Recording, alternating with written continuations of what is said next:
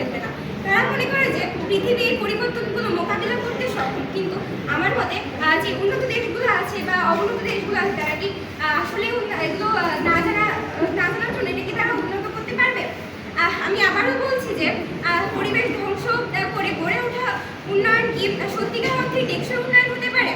আচ্ছা, আমরা যেটা বলছি যে আচ্ছা এটা কি সত্যি সঙ্গত কারণ না, ছোট কথা অবলম্বন শুধু করি কিন্তু এটি প্রয়োগ না করলে কি এটা কোনো উন্নয়ন হবে?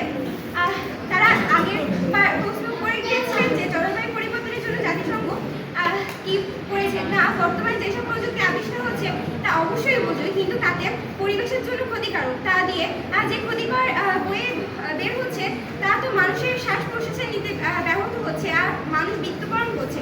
এটা কি শুধু সচেতনতার দিকে তাকালে হবে? তাদের মধ্যে আমি তাদের দ্বিতীয় বক্তার দৃষ্টি আকর্ষণ করছি। সে প্রশ্ন রেখে গিয়েছিলেন যে প্রতিপক্ষদের চতুর্থ বক্তার আমরা যে প্রশ্নটা রেখে গিয়েছিলাম সেগুলো সে উত্তর দিতে পারেনি। আমি মনে করি যে তারা কি আসলে এগুলো উত্তর দিতে সক্ষম না, সেই জন্য তারা উত্তর দিচ্ছে না। আমার বিপরীত পক্ষ, আমি আবারও বলছি তাদের কাছে, আমার বিপরীত পক্ষ যদি দ্বিমত পোষণ না করে আমরা সকলে